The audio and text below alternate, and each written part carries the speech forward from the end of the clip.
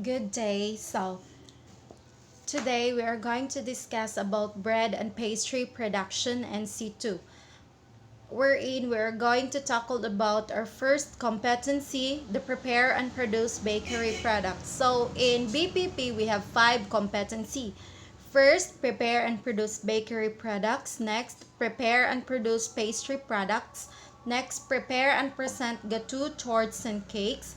Next, prepare and present PT4, and the last one is prepare and present dessert.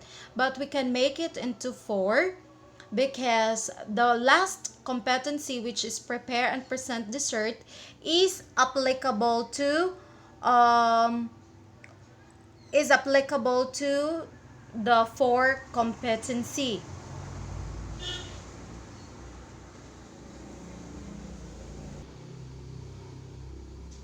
So prepare and produce bakery products.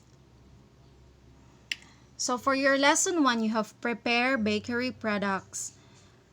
So first, you need to know how to measure your ingredients properly. Measuring the ingredients properly is very important in baking.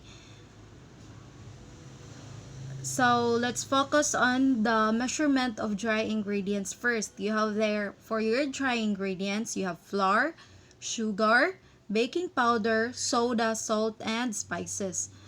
So in measuring your flour, you need to sift your flour. So imo na siyang saanon kay para mawagtang ng mga nagtibugol sa imuhang flour. So imo na siyang saanon before you are going to measure your flour. So after nimo na siya nasaan, for example, in your ingredient, you need 1 cup of flour. So if nasaan na to nimo siya, imo na to siya ibutang sa cup measuring cup nimo, and then avoid shaking your measuring cup when you are going to measure your flour. Right after, if na-fill in na nimo siya, imo na siyang palapason ha. Avoid pressing the flour into the measuring cup and avoid shaking your measuring cup.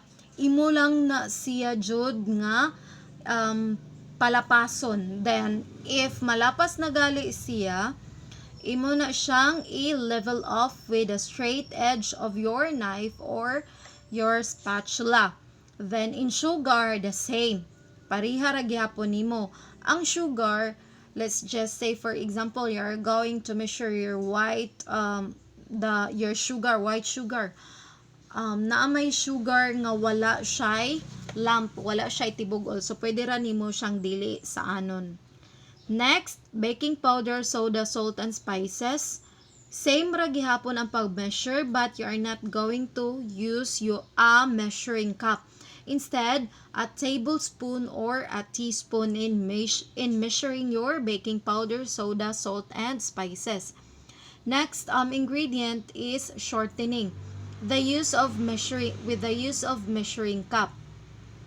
So have shortening at room temperature. So when you are going to use or measure shortening, for example, a margarine, di ba ang margarine is tibugol. So unsa may buhaton nimo ana? For example, you need 1/4 cup of margarine. So ang imong buhaton is i-fill in nimo ang margarine sa measuring cup. That's the time nga imo siyang i-press. Do not let nga na siya air or bubble nga makasud. Na taking care na to have air pockets. Wala na siya naglungag-lungag din ha. So imo siyang i-press, then right after imo gihapon siyang i-level off with your spatula. For your liquid ingredients, so measuring of liquid ingredients is quite different in measuring your dry ingredients. So lahi ra siya. So in your liquid ingredients, let's say for example, you need 1 cup of evaporated milk. So dili na nimo siya bitbiton ang measuring cup, but instead you are going to put your measuring cup into the table or any flat surface, level nga surface, and then you are going to pour your evaporated milk. You're going to pour imong ibutang ang imuhang evaporated milk inside the measuring cup, and then when you check the exact measurement of your evaporated milk, dili nimo siya i-lift ang measuring cup. Ayaw alsaha, ayaw bitbita, but instead imo na kailangan na adjud na siya sa table, then imo lang na siyang lilion by bending your knees. Imo siyang i-check if naabot ba jud siya sa exact nga marker for measuring 1 cup of evaporated milk. So you have here the different pictures of measuring cup. You have there the measuring cup for wet and the measuring cup for dry, and also it is included a teaspoon. You have there a measuring for teaspoon or tablespoon. So in wet, as you can see, it is transparent and you can see the ml there, a number of cups. So mauna siya ang for wet ingredients. Next, the major ingredients in baking. Always remember, first, flour, sugar, eggs, shortening, leavening agent, and liquid ingredients. So those are the major ingredients in baking. So flour, a finely ground meal obtained by grinding and milling cereal grains or other root crops. Flour is most commonly made from wheat, and when the word flour is used without qualification, it usually implies wheat flour. So types of flour, you have 5 different types of flour. You have hard flour, bread flour, all-purpose flour, soft flour, and cake flour. But the most common is the AP flour or the all-purpose flour and the cake flour. So hard flour is high in gluten. The bread flour is made from hard wheat flour. Then the AP flour, or also known as the general purpose flour or the family flour. The soft flour is low in gluten. And the cake flour is made from soft wheat flour. So you have there sugar. Sugar is a sweet, soluble organic compound that belongs to the carbohydrate group of food. Types of sugar.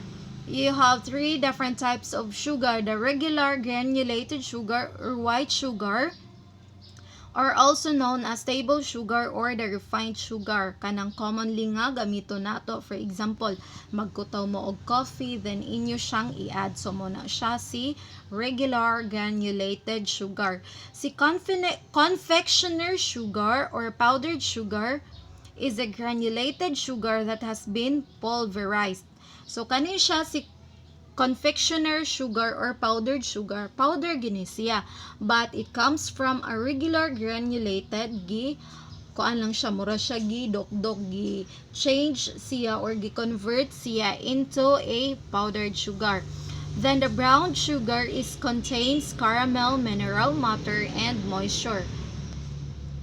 Then eggs, considered as a complete protein containing all the essential amino acids humans use to build other proteins needed by the body.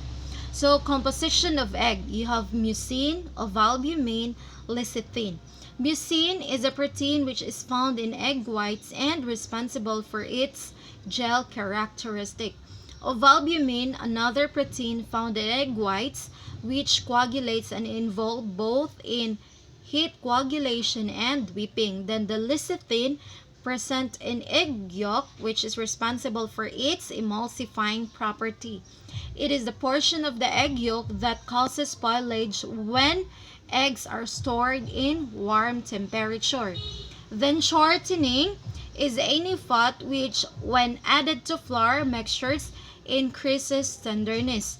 This is done by preventing the sticking of gluten strands while mixing, so that gluten is shortened and makes the product tender. So examples of shortening, you have there oil, butter, margarine, lard, and cocoa butter. Remember this class, if one of your ingredient in baking is oil and then you don't have oil, kung wala mo'y oil, you can use a butter, margarine, lard, or cocoa butter as a substitute for your oil. For example, nagkinahanglan mo oil, then wala si oil, wala mo'y oil, na mo'y margarine, available si margarine. So, pwede rin inyong i-melt si margarine to substitute, as a substitute for your oil. So, oil is made from plant products such as corn, cottonseed, soybeans, peanuts, and other sources. Your butter is made of fatty milk protein. The margarine is made from hydrogenated vegetable oil. Then your lard is made of fat from pork. So, tambok na siya sa baboy si lard. Then your cocoa butter is the ivory-colored natural fat of cocoa beans extracted during the manufacturing of chocolate and cocoa powder. Leavening agent are gases that causes the dough to rise. So, muna siya si leavening agent. So, usa na siya sa hinungdan nganong mo tubo ang imuhang dough. Classification of leavening agents. You have there chemical leaveners and biological leaveners. So when we say chemical leaveners are chemical mixture or compounds that release gases, usually carbon dioxide. Chemical leaveners are used in quick breads and cakes as well as cookies. Biological leaveners. Yeast is a living organisms, neither plant or animal. Leavening with yeast is a process based on fermentation, the process of converting sugar to alcohol and to carbon dioxide. So, in bread making, you are going to need a yeast. So, si yeast, mo na siya rason nganong motubo ang inyuhang pan, ang inyuhang bread, if your yeast is added with your evaporated milk or your dry, if your yeast is added with your wet ingredients. Examples of chemical leaveners, you have there the baking soda, the baking powder, and cream of tartar. So, baking soda, known as bicarbonate of soda or sodium bicarbonate. It is a chemical salt with diverse practical uses. It is a powerful leavener that readily reacts as soon as it comes in contact with butter or dough. Next is the baking powder, a combination of baking soda and acid salt. Then the third one is cream of tartar, is tartaric acid and is fine white crystalline acid salt, which is a byproduct of the wine making industry. It is used in whipping of egg whites to stabilize them and allow them to reach maximum volume. So for example, mag-whip mo og egg whites kay you're going to make an icing. So imo na siyang butangan og cream of tartar to stabilize your egg. Next, you have there liquid ingredients. So your liquid ingredients will provide moisture to your baked products. To rehydrate and activate the yeast, yes, of course, as I mentioned a while ago, so your liquid ingredients will help your yeast to activate, rise dayon siya, and bring together the flour and any other dry ingredients to make the dough. It also improves the formation of gluten strands during the kneading of dough. Next, types of liquid ingredients. You have water, milk, and other daily products. Dairy products rather. Again, types of liquid ingredients. You have water, milk, and other dairy products. So for example, evaporated milk, skimmed milk, skim milk, mo na siya. So, minor ingredients in baking, they are not as important as the major ingredients in baking, but they are essential in attaining the sensory qualities of baked products. They are used in small quantity but contribute to the enhancement of flavor. So, si minor ingredients, since minor man siya, dili kay siya ingon ana ka importante or needed. Naaman gali siya part sa inyong ingredients but dili siya ingon ana kadaghan ang needed niya.